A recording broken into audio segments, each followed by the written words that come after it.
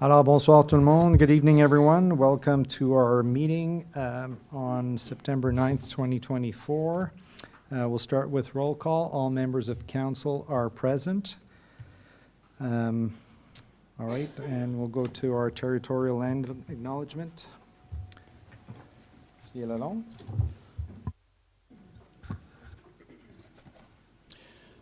Alors, nous reconnaissons que nous sommes sur le territoire non cédé des Anishinaabe et les terres traditionnelles des peuples Haudenosaunee, Huron-Wendat et Kanien'kehá:ka.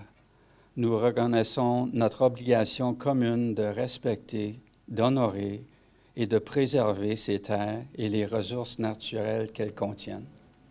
Merci, Conseiller Lalonde. Whereas Canada is founded on the principles that recognize the supremacy of God and the rule of law, let us take a moment of personal reflection.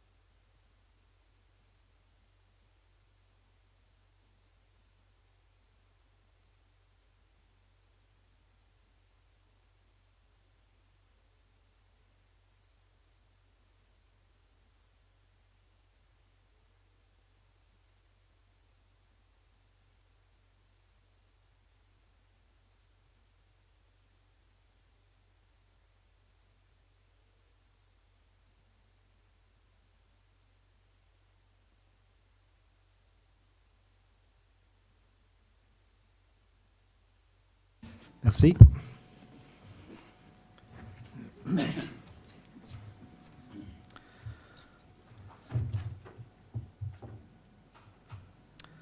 Alors, on va au numéro 4, additions, deletions, or amendments. Hearing, seeing none. I'd like to have a motion to approve the agenda as presented, and this is moved by Councillor Lauren, seconded by Councillor Deacon. All in favor? Thank you. Number 6, disclosure of pecuniary interest. Hearing and seeing none. Thank you. Adoption des procès-verbaux. Procès-verbal de la séance ordinaire du Conseil du 26 août 2024. Motion pour approuver le procès-verbal tel que présenté. Et ça, c'est moved by Conseiller Lalonde, seconded by Councillor Deacon. All in favor? Merci. Numéro 8, présentation. On n'en a pas. Numéro 9, délégation. Il n'y en a pas. Consent items. All right, so we don't have any consent items. Reports from departments and council committees. So zoning bylaw amendment report PD 2024-28, property known as 1192 Saint-Augustin Road in Embrun, owned by Yannik Emard. Thoughts, or through you, Monsieur Godin, anything to add, Monsieur Dagenet, on this file? No? Questions, comments from members of council? No, thank you. Zoning, item B, zoning bylaw amendment report PD 2024-29, property known as 367 Church Street in Russell and owned by Mélanie Construction. Anything to add on this file? No? Questions, members of council? Councillor Laurent. Yeah, I just wanted to add this comment because it came up during the planning meeting, was the question of whether this was being requested to add additional units to the plan, and that's not the case. This was to simply allow for the builder to put what has already been designed and planned on the actual site. So they had to reduce the side yard, so it was not to increase the density of the property. So. Thank you. Anything to add, Mr. Bourgon? Nothing. I do have a comment. In reading that note, there was something around the signage, the public signage for this particular one. And although it met all the requirements, it was a little bit far back. And so I'm wondering, I believe in the minutes, and correct me if I'm wrong, from the planning meeting that we were going to look at that process and see if there was a way to improve it. Just an opinion. I know we're following all the rules and everything is fine, but I don't think residents should have to go onto a property to be able to read the sign. Does that make sense, Mr. Bourgon? Yeah, so it makes sense, and I just want to make sure again that everything was followed, and from the municipality point of view, everything's legal. We did consult with our lawyer as well, just to confirm that everything's as per the Planning Act. Okay. Councillor Lauren? Yeah, and just to add just context to that as well is that I think Russell Township over the last few years has been extremely, we've gone further and beyond the actual municipal act or the planning act in providing the size of the notice. I know when I first started, I think it was about this big, which is what the planning act says. And over the years, we've ensured that it got a bigger sign that was put up, and I guess it was the distance from the road to the actual sign, because it was on the property, and how far up on the property can we go to the road, and that might have been the issue. I don't know for Mr. Bourgon, but in terms of the size of the sign, I know that has been something that we do extremely well in this community, so I just wanted to highlight that aspect of it. Thank you, Mr. Bourgon. Anything to add? No, and we will make sure that distance-wise, like it's easier for residents in the future. Merci. Any other thoughts, comments? Conseiller Lalonde? Yeah, I think just to add to Councillor Lauren's comments as well, you know, and the fact that all the rules and regulations and procedures were followed. I mean, all the people affected by that change were all in receipt of letters as well, as is required. So the sign issue in terms of distance, I guess, will be considered, but everyone who was affected by that rezoning proposal or amendment received a letter to that effect, correct? Yes, that's correct. Merci, Conseiller Lalonde. All right, moving to item C. Règlement pour l'affectation d'une voie publique, rapport PD 2024-34, affectation d'une réserve de 0.3 mètres comme voie publique, étant une partie de la rue Richelieu et de la rue Labelle Embrun. Commentaire, M. Bourgon? C'est simplement une procédure normale là, envers les étapes pour une nouvelle subdivision. Merci. Questions and comments, members of council? Seeing none, thank you. Moving to item D, noise bylaw exemption request, report PIC 2024-12, Russell Ag Society concert. Through you, Monsieur Godin, any comments on this item? Non, merci, Monsieur Maire. Okay. Questions and comments from members of council on this item? Seeing, hearing none. All right. Moving to item E. Alors, special event, accessible Halloween report PIC 2024-18. I know Ms. Bordeaux is not here. Anything to add, Monsieur Godin? Merci, Monsieur Maire. Bonsoir, Chairman du Conseil. So, Madame Bordeaux is away on a conference this week, but I can speak to this report on her behalf. Basically, we received a request for a partial closure of our road for a special event for an accessible Halloween. The reason we're bringing this to council today is we don't have a policy with guidelines as far as these go. The department has consulted all the departments and have agreed upon an efficient way and a secure way to deliver on this. We are working, or we intend to work on a policy for these types of special events that are going to set guidelines so that we don't need to come to council every time such requests come by. But this could kind of serve as a pilot program, if you will, as far as going through an event like this and learning from it and guiding us through the policy development. Merci beaucoup. And if I look at the proposal, I see that the fire department would be involved as well. Anything to add on that, Chief McBain?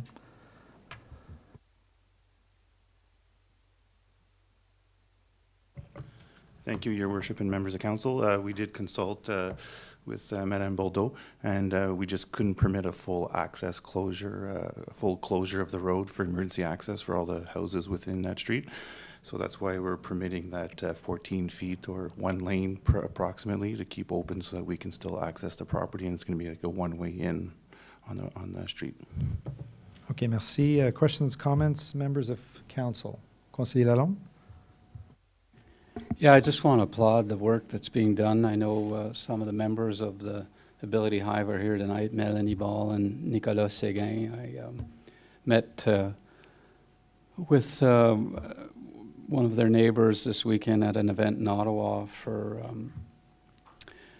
youth and adults with developmental disabilities. So, I mean, as chair of the Accessibility Advisory Committee, this is stuff that we're very interested in, very excited about. This kind of a pilot project I was mentioning in some other municipalities, they use their nature trail and close parts of it off to hold similar type events where kids can be in wheelchairs or those with developmental disabilities can move around and not be worried or concerned about vehicle traffic. So this is very exciting. It's something our own committee is aware of and strongly supports, and looking forward to seeing more of this and maybe see this grow into something larger over time as well. So I applaud the effort. Thank you, Councillor Lalonde. Any other comments? So if I can, I just wanted to add a couple of points on that. So for me, it's really important. I love the grassroots type of movement that created this. I love the participation of the neighbors. I know when we discussed this originally, I said before I present this to bylaw, we need to know that there was commitment from the rest of the street, and we were able to get signatures from the residents, which was very quick and very impressive how that worked. So congratulations on that.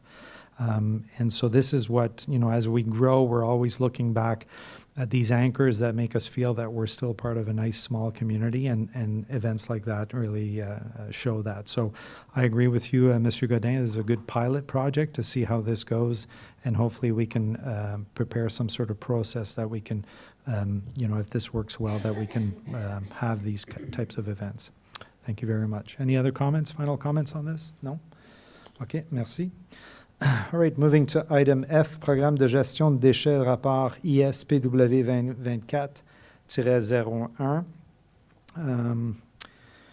Through you, Monsieur Godin, Monsieur Bourgon, any additional comments to share before we go to members of council?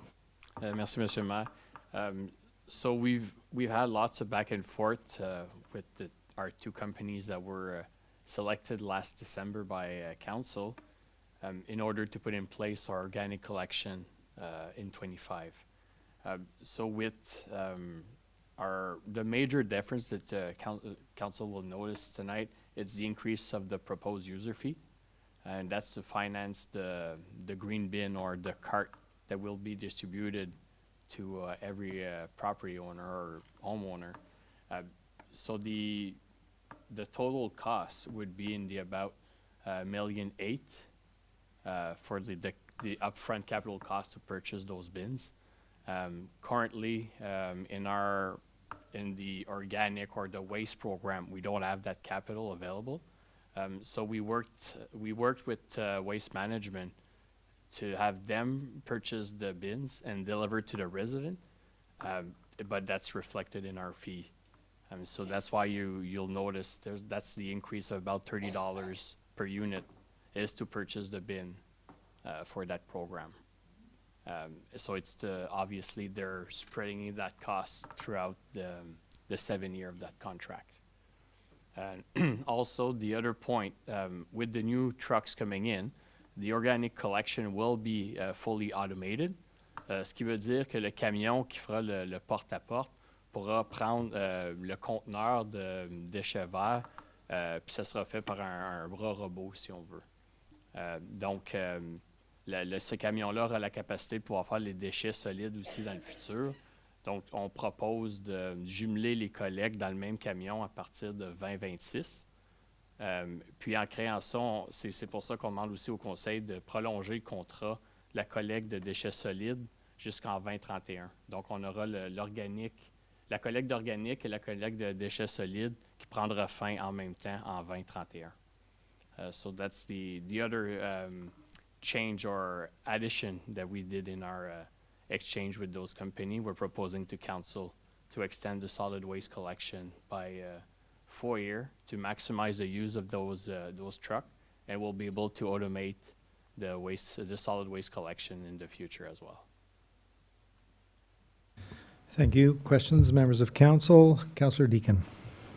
And yeah, just on that last point there around the solid waste going with the same truck, does that mean that we would need to invest in the same sorts of carts in 2026, or would that just be whenever we're ready to make the switch to the automated pickup like that? That's a great question, So Mr. Bourgon. that means that we'll have to implement a purchase of a similar type of cart for the solid waste. En 2026? Yeah, exactly, en Okay. 2026. Councillor Lauren. And is that fee negotiated already as well, or is that something that's going to be borne on the residents? Well, right now, the user fee not being final until we approve the budget, but that's to purchase the bin, and they're pretty much spreading out the cost of that purchase throughout the 7-year contract. For the organic For bin? the organic, yes. But from what I just understood No, from Councillor At this Deacon. point, no, the cost of the solid waste has not been negotiated or discussed at this time. Follow up, Councillor Lauren. Yeah, I'm just trying to understand that from that $35 increase that we're looking at for for next year, do we know how much of that is the actual bin versus all of the other? I'm just trying to anticipate a 2026 increase in cost. It's, Thank you. Go ahead. sorry, Mr. Mayor. So it's $30 out of that 35. Just a clarification, Mr. Bourgon, that is $30 now for the next 5 years to pay for that bin. For the next 7. 7 years to pay for the organic bin. And when we get, in 2026, there'll be another set of bins we have to buy? That's correct. So is this the best way that we can do this? It seems, because Well- we have a system where they pick up garbage now, and it doesn't cost us that bin. The manual collection won't be, like it's pretty much a method that's expiring. Like throughout every municipality or every contractor is moving the same way. It's to remove the manual collection entirely. So that means like it's inevitable that the automated collection will be the method or the way to go. Throughout the last year and a half, we did collect some money for the green bin, to purchase the green bins. It's not enough for the full capital. So we asked Waste Management how it could be reflected if we put that down, like the down payment, if I can use that term, of the money that we did collect over the last year in order to reduce that increase in the user fee. Councillor Lauren. That's great. I mean, I'm glad we had that forethought. However, doesn't help us for 2026. And in fact, there's probably a larger amount if that's the case, that because we've already planned for the one, but we haven't planned for the second one. Right? Okay, thank you.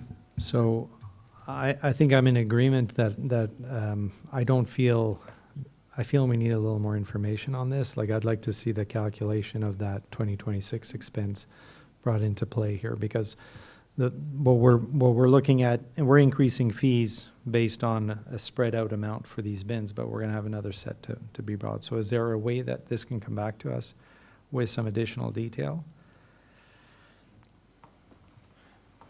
Yes, I'm just thinking, it can, maybe, I would suggest to council that I at least have the direction to sign the contract with GFL to at least secure and finalize one of them, and to bring more info about the collection itself. So what are the implications of not signing the contract right away? Well, I'll work this week so we can bring back the item in 2 weeks. So No, we don't. but what I'm asking is if we don't authorize to sign the contract right now, what's well, the if- impact? More time for me later on, and maybe delay our communication for our resident afterwards. So if we can, at least we can kick off like our communication and at some extent for the type of product that's being collected versus the ones that are not. Yeah, Councillor Lauren? I would prefer to have a complete communication prepared and rolled out rather than a first part, second part communication, because the reality for this is we're approving something tonight that if we approve this tonight, we are committing ourselves to the second step, regardless of cost. So we have no idea what that cost is except for a projected $30 increase per household, right? Well, we know the collection costs. It's the bin itself that Well, it's. that's what I'm saying. So the bin, so of But I the, mean, I just want to be clear that the collection itself, we know the costs until 2031. okay, but I'm talking the bin. Yeah, but I just want to make sure that like it's understood that the Yeah, but it's a, collection itself. but so for residents, it's a total package, like that it becomes the fee for them for the next, till 2031. So I think we as certainly from a council perspective, when residents ask us, we need to know. And so at this stage, and Councillor Aron is mentioning that we do not have that information, and it's a little bit scary. So what are we, that $30 that we're adding for the bins, and we had some money already collected for the last year and a half, so what is that going to represent next year in 26 for the other bins? Is that going to be like a $60 more, or $70 more, or Well, $100 more? It would be the same size of bin. So I know it still need to be confirmed, but for council information, I don't foresee any, like a more expensive bin at all. Councillor Aron? Then, Mr. Mayor, then through Mr. Godin, then my opinion is I need to know all the information before I can approve this. And unfortunately, I do not have all the information tonight. Because you are committing this council to approving the next bin purchase regardless of the price. We can anticipate $30, whatever that number is, we don't know. And I can't go blind faith on it. So Thank I you. can't approve this tonight. Thank Sorry. you. Councillor Deacon? I'm okay with taking some more time to see if we can simplify our communication with residents over the next couple of years. I think it's worthwhile to take the 2 weeks potentially to get that information back. One of the things that I'm wondering about in terms of when administration is exploring these angles is, can we jump to automated solid waste bin with the bins at the same time? Or would that be not feasible? Because that would condense everything into one swift motion. Perhaps we could get economies of scale on the bins. I don't know. It's So- just something I would appreciate if administration So- could look at. So, Monsieur Bourgon, maybe you can clarify it, but what I understand is we were anxiously awaiting to do the organics. And so that's why we're starting with the organics. And so the alternative, what Councillor Deacon, and correct me if I'm wrong, it's those trucks, once they have all those trucks, they can do both, right? And that doesn't get purchased till 2026. Well, the trucks are already ordered. Yeah, They will be using rentals for when we start the organic collection. So it would be possible to have both automated right away. We were just trying to phase it out for our residents. But that would mean that we would delay organics probably. Well, no, it can still start in January 25.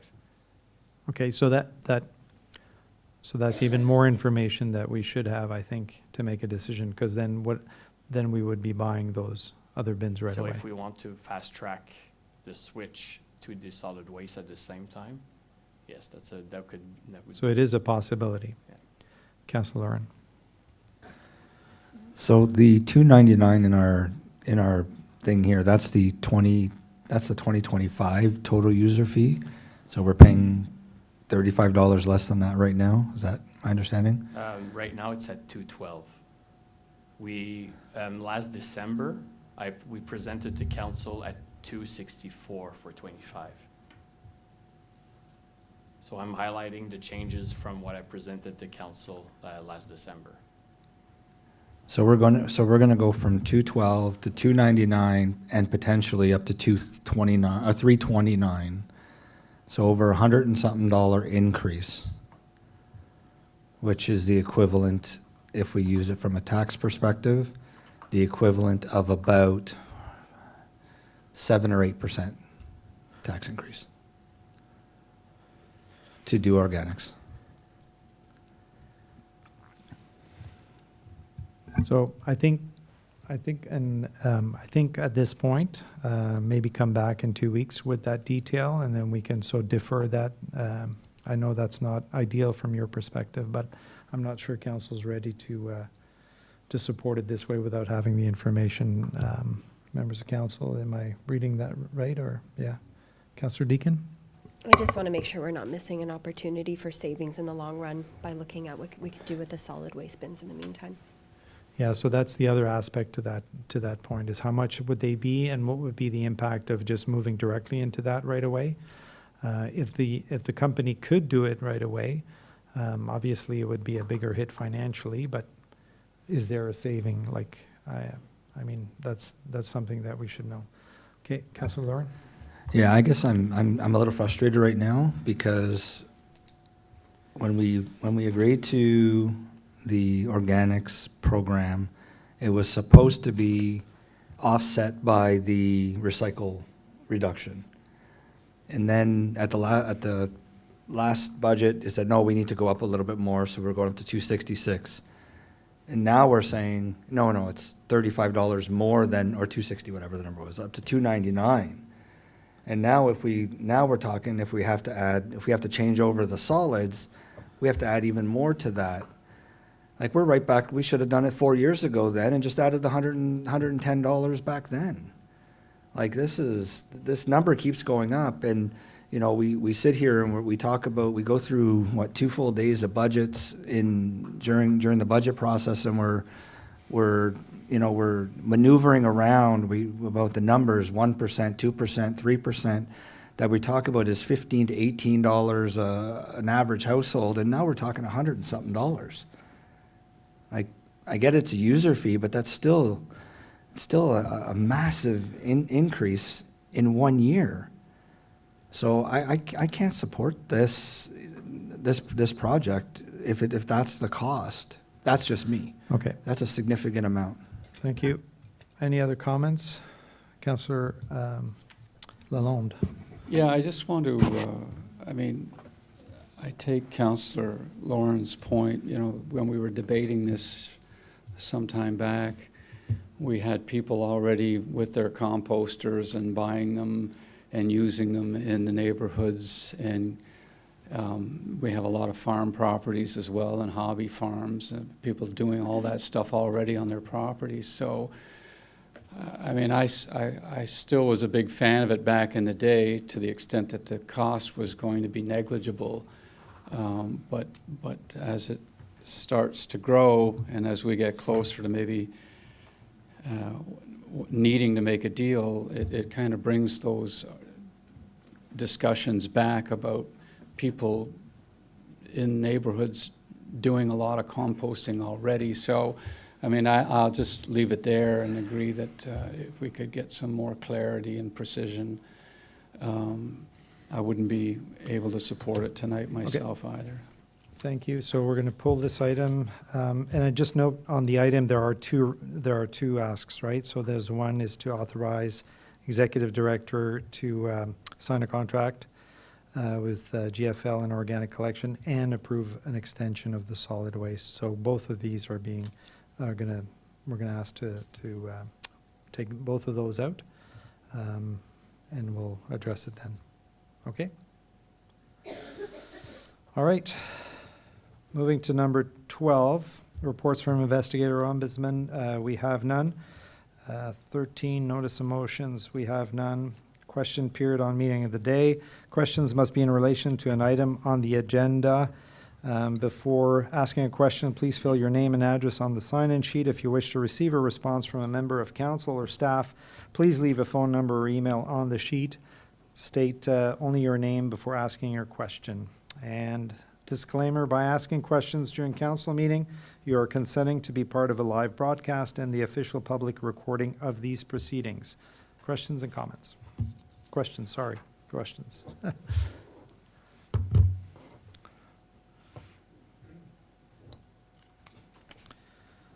Good evening, Mr. Mayor, councilors. Good evening. Just a real quick one. It's again on the waste. I noticed in the materials list acceptable, the other list, a lot of it duplicates what today goes into the gray bin. Does this mean the gray bin will go away? Thank you, Mr. Armstrong. Mr. Bourgon? As of in short term, no, since the producer need to maintain the green bin or our previous recycling program. What exactly will happen past 2026 when the producer of the transition to the recycling program is completed, we don't know. Okay, so just to clarify then, so in 2025 or up to 2026, we would have a solid waste bin, we would have the The both compost stream bin? And both stream of recycling. Okay, And past 26, we don't know how the producer will manage the recycling. They need to maintain the recycling program, but I don't know, we don't know yet. how and it's we do gonna not work. pay for any of We that don't, we recycling? do not pay, we do not control. Okay, thank you. Mr. Armstrong, thank you. Good evening. My name is Rhonda Bradley. I live at 159 E Road. Good evening, Either Ms. road. Bradley. Hello. Pardon me. My question also relates to the waste report. And my question is, will residents, particularly those who live in more rural areas and have opportunities to do composting, be able to opt out? Thank you. I believe, Mr. Bourgon, we had brought that up originally for rural properties, if that was an option. Do we have any information on that? At this point, no, we haven't looked at that option. So we did build our user fee and the program and contract based at the fact that every property in the township would receive that service. Okay, so in going back, if we can look at that as well to see if there is an opt-out option. And also, every property or multi-residential over 5 unit won't receive the organic program, like we have for the recycling and the solid waste program. Thank you.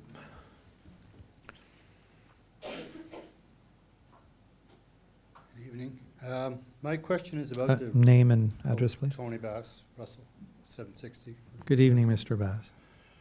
My question is about the rezoning of property. I don't have an agenda, so I don't know what number it was, but it was the one about Mélanie Construction that they rezoned the property. So is it always the landowner that asks for a rezoning of a property? Or is it... I'll get that correspond- answered for you. Monsieur Bourgon? Yes, so it needs to be through the owner of the property, but the owner can name an applicant or another entity, if I can use that word, To act on represent his them. behalf or to represent. Thank Okay, you. so every time there's a rezoning, it's always the owner that's got to be asking for that rezoning. On that particular property, that's correct. That's on what that Mr. property. Bourgon So said. there- So you can never rezone a property without the owner asking. Monsieur Bourgon? Yeah, that's correct. Okay. And then, on that same property, Mr. Lalonde mentioned that the neighbors were notified about this? That's correct, yeah. That's right? Okay, so every time there's a rezoning, all the neighbors are always notified about that Yeah, property being so rezoned? anytime there is a rezoning application that's made, there is a sign that goes up on the property, and that allows people, and it doesn't necessarily mean just the neighbors, but anyone to be able to see and come to a public meeting that's scheduled for them to have their comments recorded. Councillor Lauren? Anybody within the affected zone, which is, I believe, if I'm not 120. mistaken, 120 meters of the affected property, are notified in writing by mail that that the application has been put in. The sign is pretty much up for everybody else to see. Thank you. And there was a public meeting at the planning committee a couple of weeks ago for this item. Yeah, so it goes to a public meeting at planning before it comes here. So it goes through a process where there's public, and feedback could be recorded from the public, anyone that has concerns or comments, and before it even comes here with any Okay, recommendations. I just wanted to make sure that we all understand that the rezoning can only be done through the owner. That's correct. Okay. Any other questions? Hearing, seeing none? Okay.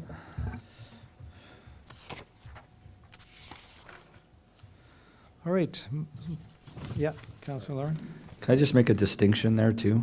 Yeah. Just because I know that there's different things when it comes to the Planning Act and I'm gapping on the word that I'm looking at, the official plan, that there's a difference between the zoning and the land designation.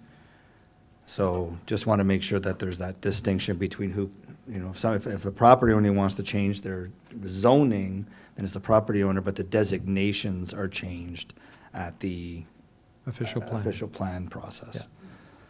So I just want to make that clear. Thank you. Follow up? Yeah. Follow up on that. So that means that could be changed by the United Counties or by you guys? So the official plan, as the official plan is created, so Monsieur Bourgon, you want to follow up on that?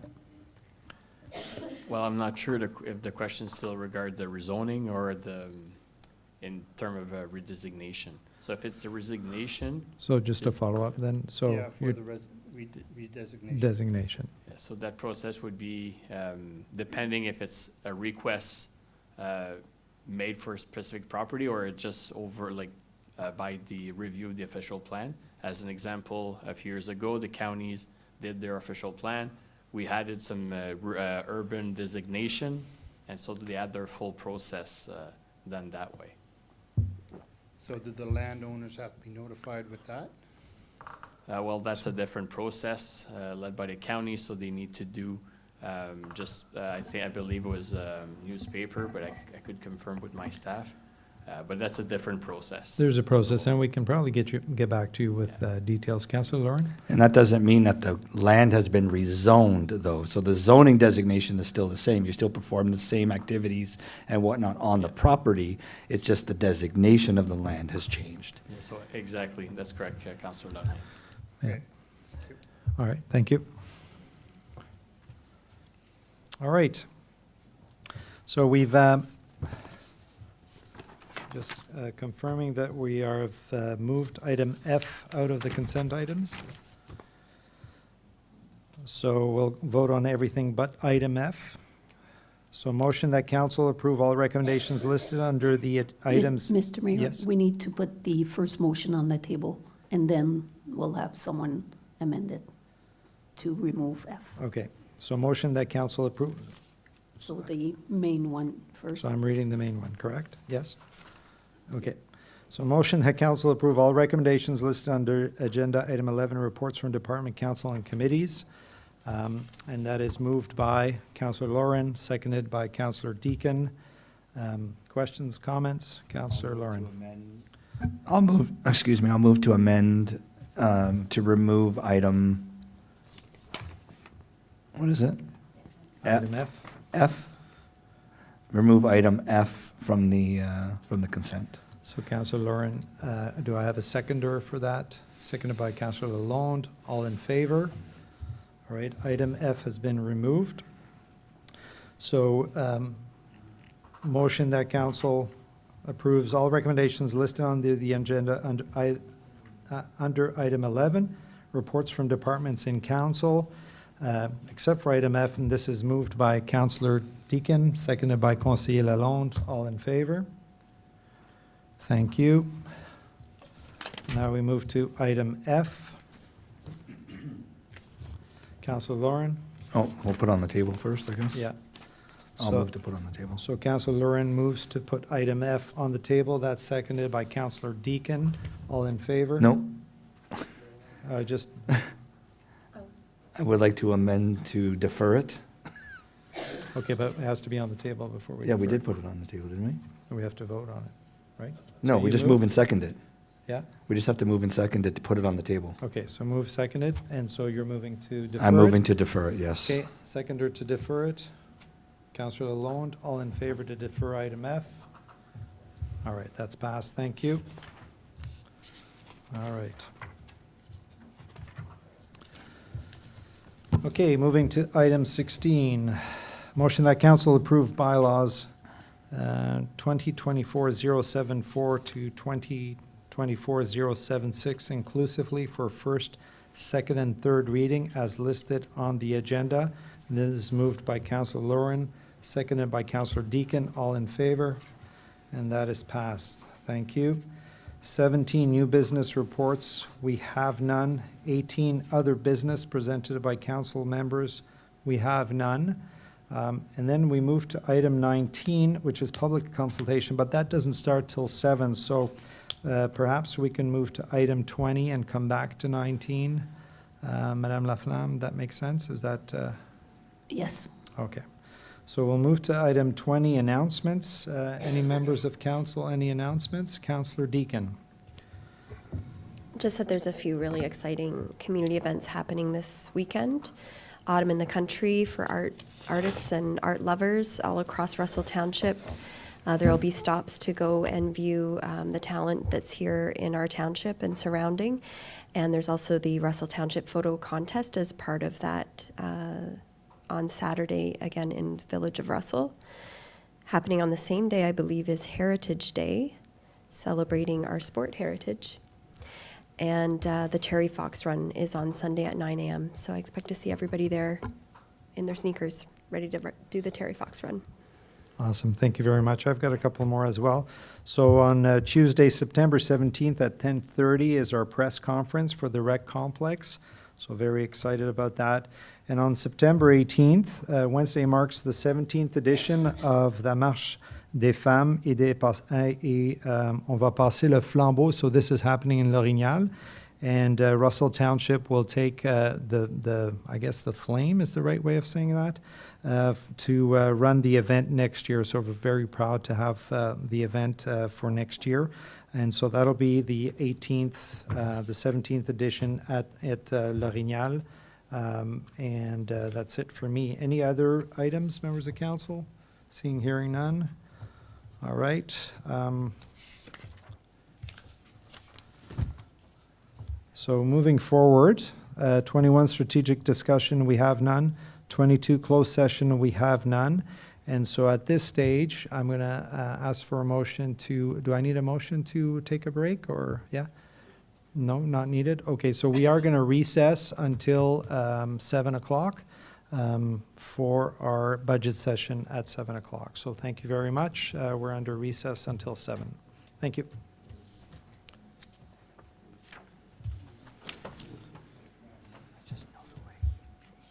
No, I think you're correct. Yeah. No. Hey?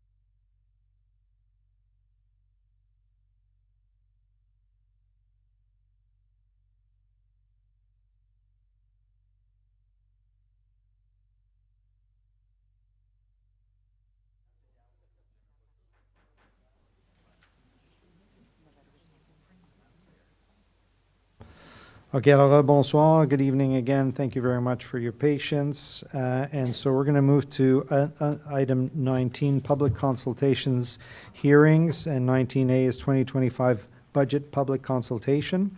And so we have a couple of presentations that we are going to have first, and then any member of in the audience that would like to come up and state any requests for this year's budget for council to consider to do so, and when they come up, just to mention their name, address, and put their name for the record as well, please. So I'm going to start by inviting Monsieur François Marion from the Marionville Citizens Committee. If you can come up. Bonjour, Monsieur Marion, ça va bien? Alors, merci d'être parmi nous. Alors, je vous cède la parole. Il faut garder ça en 5 minutes. Puis, on a tous reçu l'information, alors c'est déjà avec nous, mais on vous donne la parole. Merci. Merci beaucoup. Au nom de la communauté de Marionville, ça me fait plaisir d'être ici ce soir et vous présenter les demandes budgétaires pour votre considération dans l'exercice 2025. Je vais faire ma présentation en français, mais si vous avez des commentaires en anglais ou quoi que ce soit, pas de problème. Donc, dans un premier temps, juste un petit rappel, notre comité est officiellement en place depuis un bon nombre d'années, 2011, lorsqu'on a été officiellement créé. Cette année, au niveau des besoins que nous avons identifiés, le fonctionnement opérationnel que j'appelle, on demande 1 000 $ au lieu de 500 $ comme les dernières années. J'ai expliqué le pourquoi. Les dépenses augmentent, les assurances, le site web de Marionville. Puis à un moment donné, on recevait 1 000 $ lorsqu'il y avait les deux comités de citoyens de Limoges et de Marionville. Maintenant, je crois que le comité de citoyens de Limoges a été dissous. Pour les subventions communautaires, comme les années passées, on demande pour le comité du carnaval 1 000 $ plus les frais d'installation. Comité citoyen, on organise toujours un brunch à la cabane à sucre. Encore là, 1 000 $ et les frais de location. Le comité de citoyen, en partenariat avec d'autres comités, une subvention de 1 000 $, soit pour une épluchette de blé d'Inde ou barbecue communautaire et les installations. Le club de ballage, le souper de Noël traditionnel, 1 000 $. Le comité de citoyens et on demande, et le comité du ballage, comme les années passées, si on peut utiliser la salle pour des rencontres de comité. Là. Normalement, c'est une rencontre tous les 3 mois. Pour la fête Meet Me on the Main, au cours des 2 dernières années, la municipalité a été très généreuse, a déboursé 500 $ pour les frais 50% des frais de l'orchestre, donc on demande encore cette année. Pour les dépenses opérationnelles, je suis conscient que ça fait partie de votre budget opérationnel. J'ai seulement souligné des points qu'on a déjà eu la chance de discuter, des lumières pour le terrain de balle, que c'est en cours, le maintien des infrastructures au parc, telles que les bandes de la patinoire, le jeu de pétanque, l'entretien, coupe de branche, le maintien du pavé uni pour le gazebo et l'édifice de l'ancien restaurant. Ça a été un plaisir pour moi la semaine dernière d'avoir la visite du maire, puis on a eu la chance de faire le tour du village. Donc, grosso modo, c'est la présentation, si vous avez des questions. Mais merci encore aux membres du conseil et les membres de l'administration pour l'appui continu que nous avons dans notre belle communauté. Merci beaucoup, M. Marion, puis merci pour votre temps consacré à la communauté. C'est vraiment apprécié. Alors, est-ce qu'il y a des questions des membres du conseil? Questions from members of council? Non? Madame Guittard, juste clarification. Au sujet des lumières pour le terrain de balle, est-ce que ça, c'était dans le budget de cette année? Ah, oui? OK, merci. OK.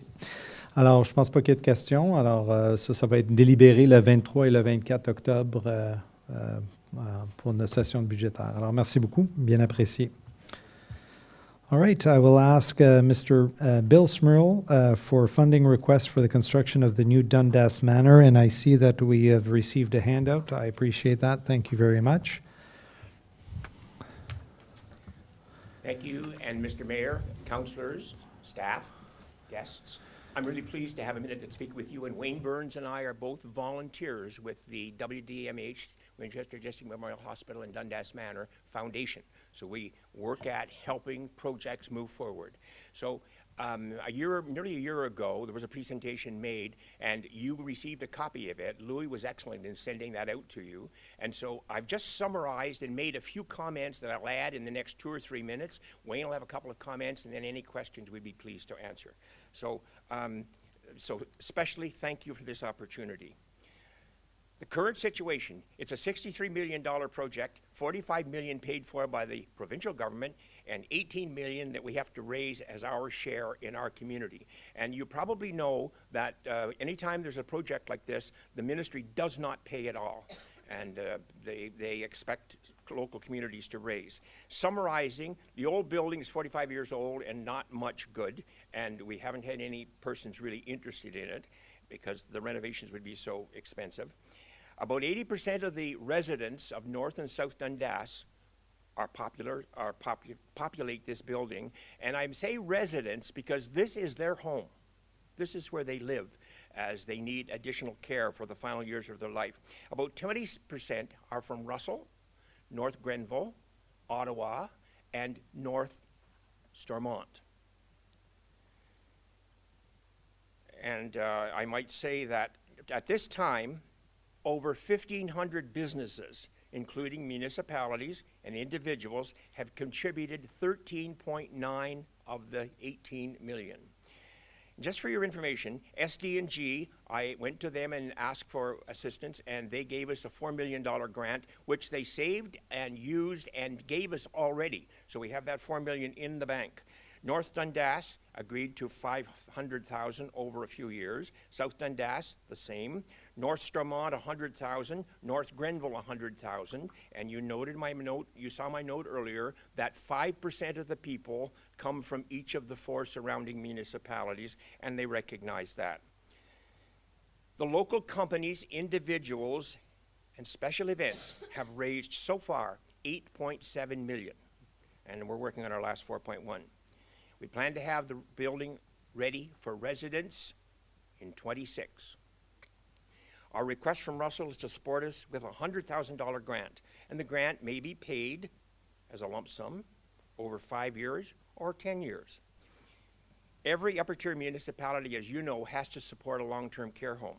And I know your main one here is in Hawkesbury, and I know in SD&G our main one's in Cornwall. But I also know that in Dundas and in parts of Russell, they go and use the Dundas Manor.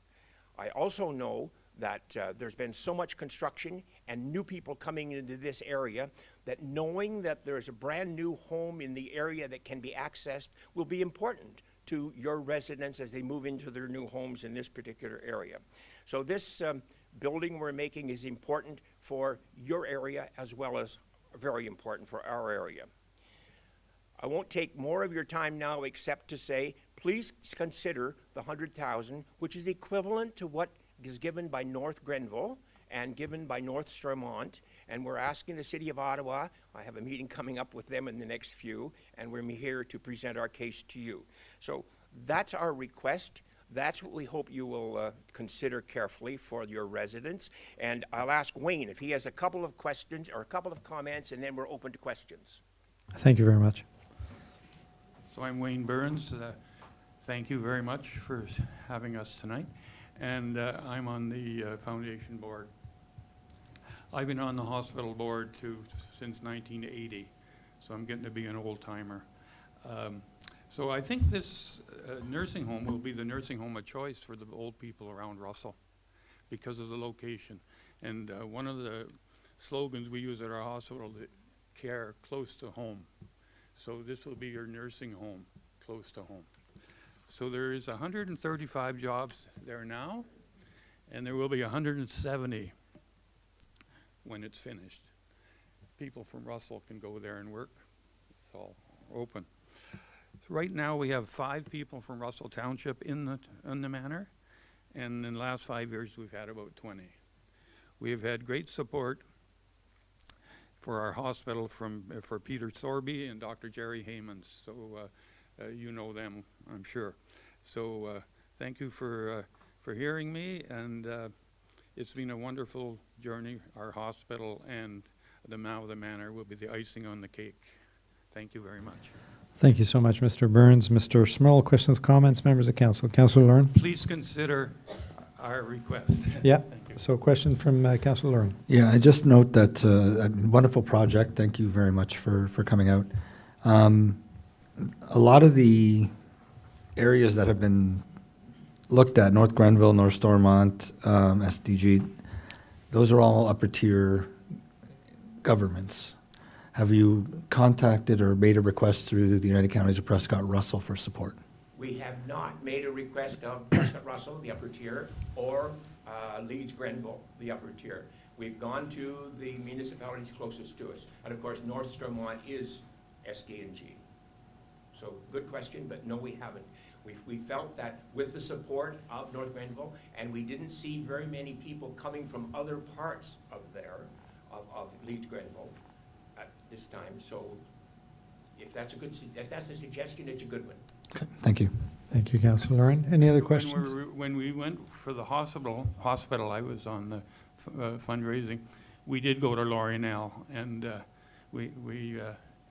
I think we got something back then for the hospital. Thank you. Yeah, I think it's a good idea to go check with them for sure, yeah.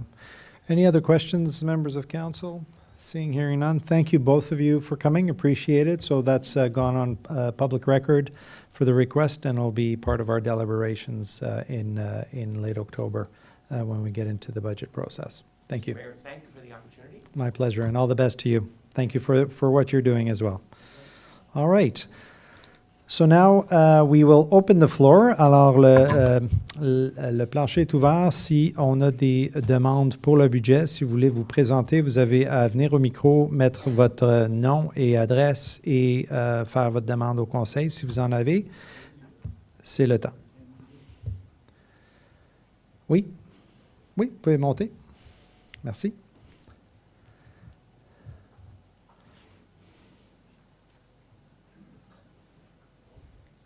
Hi. Thank you for the opportunity. My name is Denise Cloutier, without an H, Cloutier, without an H.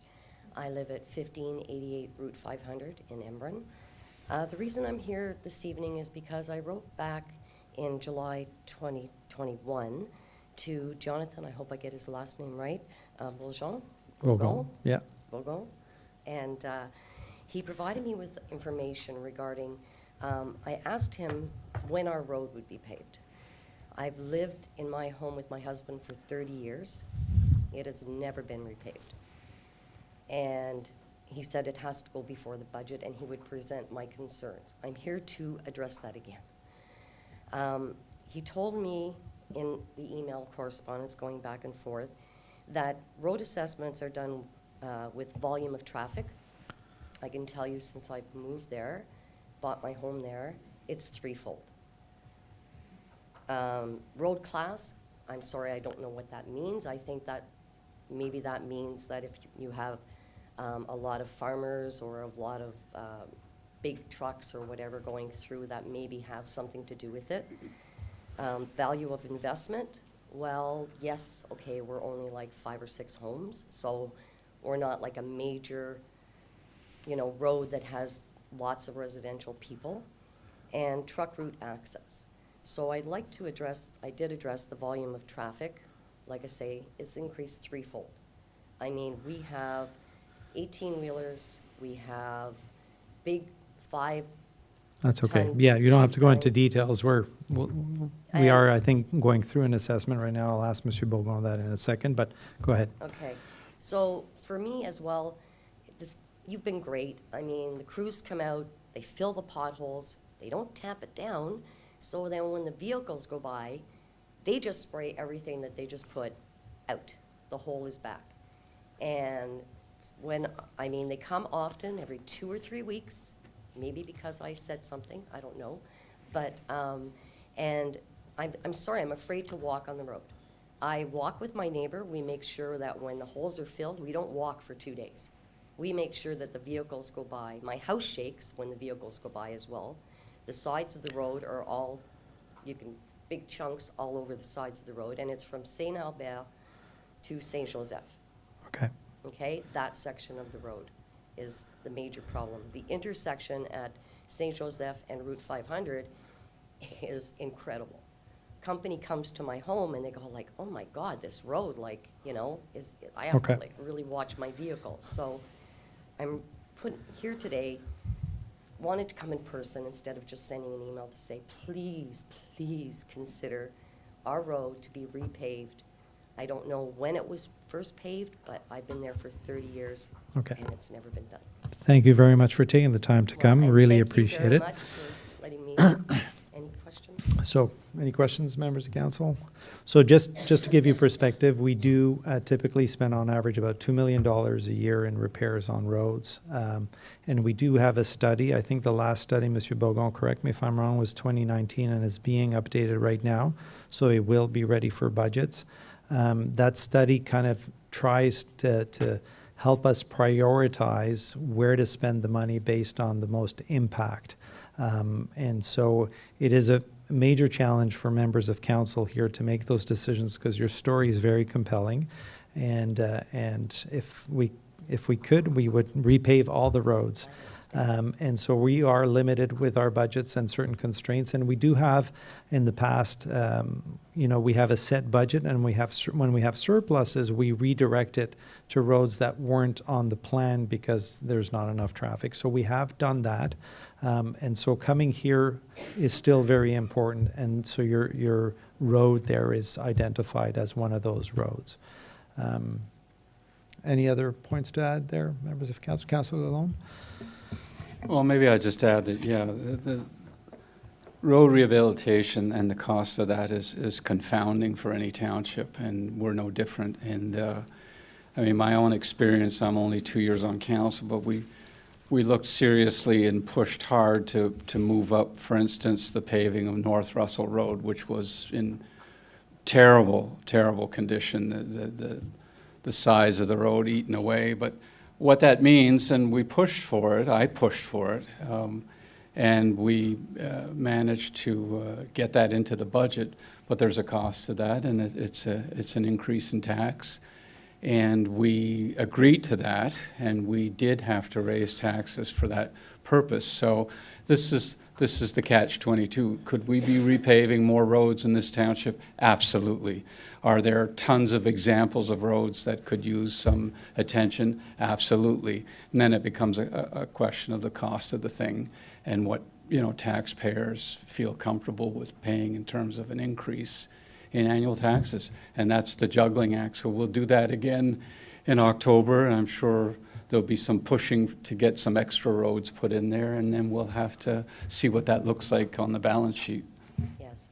Well, it's just disheartening for me because Route 400, I know it's probably a major thoroughfare, but, I mean, it was repaved twice in 2 years. Well, so just to clarify that, what looks like a repaving is actually a process of adding another layer which extends the life of it. So we're currently going through that, and Monsieur Bogon, correct me if my terms are inaccurate, but what they do is, and we're doing it here on St. Pierre, and I've had residents say, well, you just paved this 4 or 5 years ago, why are you paving it again? Do this other street. But really, by adding another layer, we're actually prolonging the life of it. So it's a preventative maintenance for roads that are that are used a lot. Monsieur Bogon, am I making sense there? Yeah? Okay, yeah. So there is a bit of that. Just give us one layer. Just, please. Fair enough. Please, So we please, will. One layer. It's Just one layer. I'd be very, very happy with one. You can come back 8 years, 10 years. Just one layer, because filling the potholes just isn't doing it. And I'm telling you, it's the safety of the residents that live there. People walk understand. their dogs. I've seen people walking dogs, and they don't come back. They live on St. Joseph. Thank you, Ms. they don't do Cloutier. that. Really appreciate your time. Okay. Thank you so much. Thank you. All right. Anyone else? Come on up.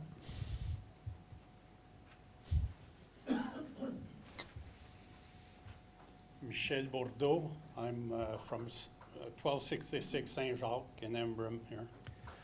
Me, I don't know if I should address that to you guys or what, but it's something to do with the outfalls of storm sewers for landowners near the river. Okay. Me, I am one of them. Like Projet Bordeaux is all draining into my farm.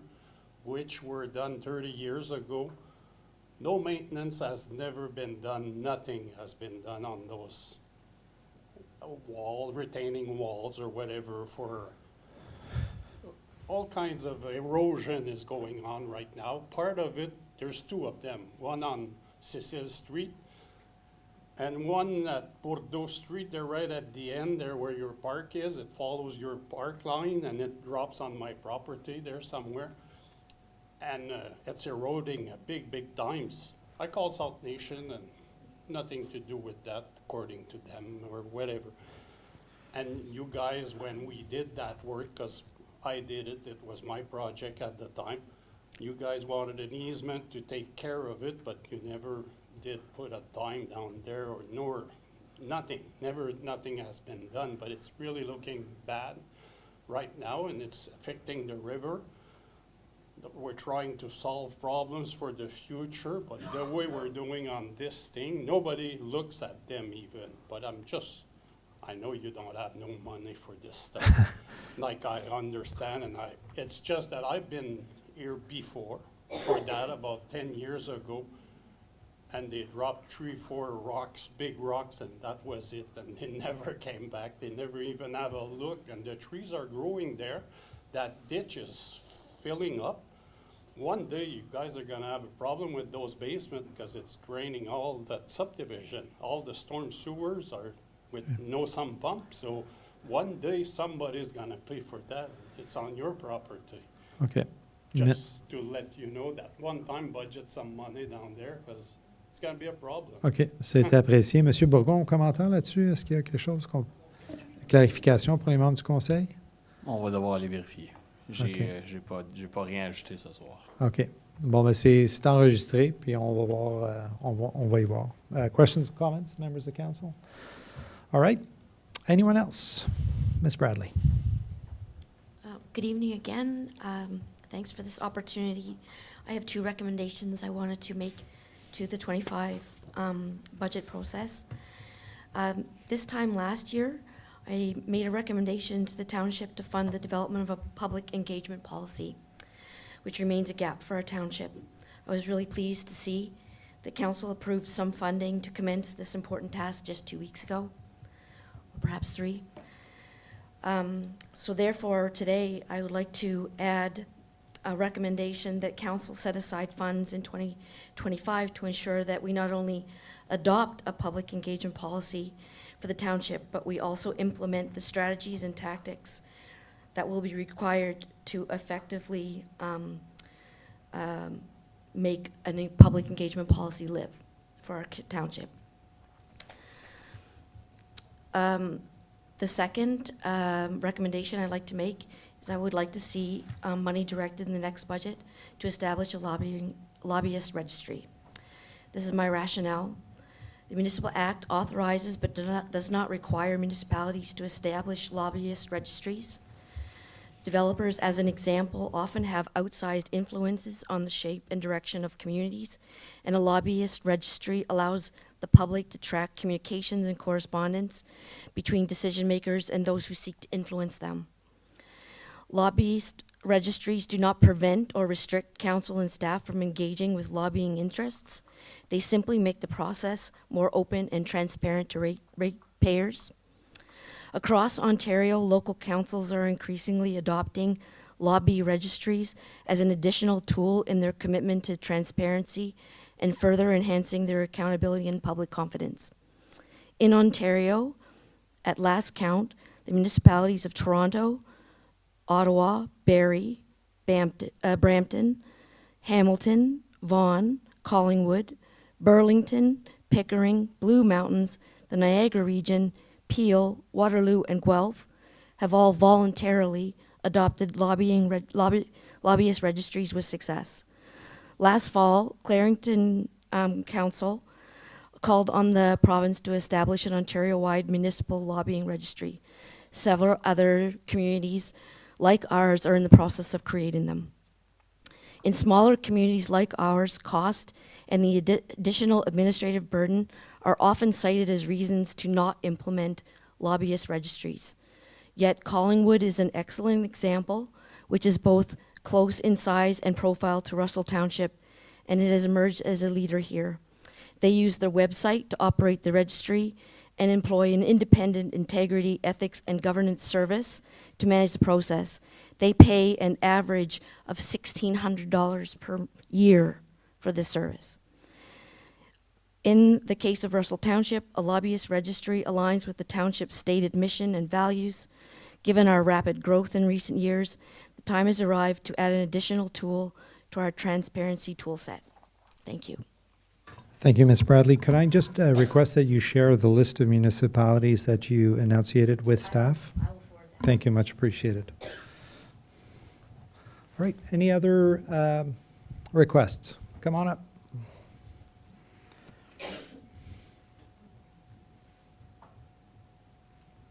Good evening. Good My evening. name's Curtis Bass. I'm a third-generation farmer at 760-200. I'm pretty proud to be part of a township that prides itself as being an ag township and an ag county.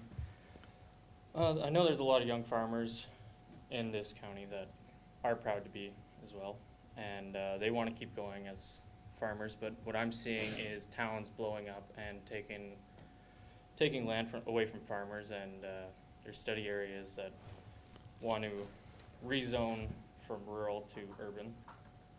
Basically what I'm asking is for someone on council or the administration to be a voice for the farmers, someone that'll communicate with the farmers and try to help preserve the land and preserve prime ag land around Russell and the surrounding area. And I think it should be something that we preserve and protect because it is very important in this community, and it's something that, well, members of council always say we're an agriculture community, so I'd like to keep it that way. Thank you very much. Comments? So I'm just not sure how that impacts budget for this year. Is there a specific ask relating to the budget as we're preparing for the budget for this year? Well, if you add someone onto council, obviously they have to get paid. Like a staff person? Exactly. Okay. Someone that's responsible to be a voice for the farmers, someone that'll put their foot forward if there's agriculture at risk, and someone that'll communicate with the farmers. Okay, so just a point of clarification, just to be sure that I understand. So Mr. Bass, we're all elected officials representing the community, so our community voted us into these positions. Mm-hmm. And so I just want to make sure that I understand how we can, we wouldn't add a counselor, but maybe a position or someone responsible to communicate more directly with Well, the agricultural? In Kingston, they added a rural economic task force, and their sole responsibility is to preserve rural ag land, Okay, and that's their sole responsibility. okay. And that's in Kingston? Yes. Okay, that's great. Okay, so that gives us something that we can look at and try to see how that works and stuff like that. So thank you very much. Much appreciated. Questions, comments? Councillor Deakin? I just wanted to put the invite out there to other members of council. I know we can't all attend. We would have quorum in that case, but on Friday, September 27th, the local Ontario Farmers Association will have their annual general meeting at the Limoges Sports Centre, and I do plan on being in attendance. It was great at AMO as well to be connecting with the Ontario Federation of Agriculture as well as MPAC to get a better understanding of how zoning and designation changes may or may not have an impact on farmland. So I look forward to keeping in touch with local farmers in that regard. Excellent. Thank you very much, Councillor Deakin. Thank you very much, Mr. Bass. All right. Hello? Bruce Murphy, 129 Pioneer Road. I'd like to ask Township to consider some additional crosswalks and safety infrastructure, particularly in Russell. One of the major ones that I've noticed, particularly this summer, Russell Soccer Club has, 1,200 plus people playing soccer every night of the week. So there's a large number of vehicles parked on North Russell Road, and a large number of residents are walking and commuting between Russell Trails, the Mélanie Park, and crossing over to the soccer fields, crossing a very busy road with no crosswalk safety infrastructure. There is a crosswalk existing down by the trail. However, there is nothing connecting the trail back up to the school or back over down towards the curling club or that rink. So I think that should be something to consider, is some sort of additional safety structure to allow all these kids who are just looking to get out and enjoy the township and the recreation that it affords. So some additional funding can be set aside for that. In addition, I'd like to look at some additional funding for Central Park Boulevard. I know there are crosswalks that were previously budgeted. It's been a long time now. And I know it's not through the fault of the township solely, and not solely part of the developer, but there's ongoing discussions in history. However, I don't think enough funding was set aside, and they've set aside for one crosswalk. I would like to consider, council to consider an additional crosswalk put in on Central Park at Parkview. The Russell Trails Park is going to be going in, ideally soon, with a splash pad and everything else. And so the trail already has a cut through that would lean in through a direct path through this road network. And you're supposed to be promoting alternative means of access and transportation, promoting walking and encouraging that. So if a direct link from the trail to the Russell Trails Park pond, future splash pad, and at one point park, I think that would be good as well for traffic calming on Central Park. I think that's needed. And thirdly, I'd like to have council consider some additional funding set aside to thin the vegetation at the trail entrances. It is very hard to see cyclists and pedestrians as they are approaching any of the roads that interact with the trail. Particularly in the evening times, but at all times, because the vegetation is grown right up to the roadways. So if something could be done just to bring a little bit more clearance so that vehicles can see that in addition, so they can see all these pedestrians who may or may not always stop as they should. Thank you. Thank you. Great seeing you today, by the way. And so just a comment, Madame Guittard, I think that we do have a program for the trail heads where that has to be done, so that maybe take a look at that. So that's just part of operations, so we will get to that right away. And then the crosswalk pieces, I see Monsieur Bourgon took some notes. Are there any comments, questions, members of council on those items? Monsieur Bourgon, anything to add around that? No? Okay, perfectly. That's been recorded. Thank you so much. Appreciate it. Any other considerations for the budget as we are here? That's it? That's all we have to spend? All right. So there are, just for the record, we have received a few by email as well. And so those are all on record, and all council members will have those when we get into budget deliberations on, I think, tentatively scheduled now 24th and 25th of October. Is that correct, Monsieur Godin? Thank you, Mr. Mayor. I think that's correct. Let me just open up my calendar. 23rd, 24th. 23rd and 24th. Okay. And I just want to mention as well, just for everyone to know, that we're still accepting requests by email until the end of the month. Okay, excellent point. And those are they're going to make their way through to those discussions at the end of October. Okay, excellent. So, the budget process is always a challenging one. We have limited resources. We have some very compelling arguments to where to focus the finances of the township, and I think out of all the responsibilities that this council takes on, the annual budget is probably one of the most challenging one from our perspective in terms of making very difficult decisions. And so we appreciate everyone that came in to pass on their thoughts on that. So thank you very much on that. So we're going to move to item number 23 on our budget, confirming bylaw. So Madame Camille Laflamme. 077. Okay, so that, so confirming that bylaw 2024-077 being a bylaw to confirm the proceedings. Folks, just let us finish here, please. Just that bylaw 2024-077 being the bylaw to confirm the proceedings of the Council of the Corporation of the Township of Russell at its regular council meeting held on September 9th, 2024 be read a first, second, and third time and passed. And this is moved by Councillor Lauren, seconded by Councillor Deacon. Call for the vote. Thank you. Our next meeting, the next regular public meeting of council will be held on Monday, September 23rd. We are adjourned at 7:37. Thank you very much. Merci beaucoup. Bonsoir à tout le monde.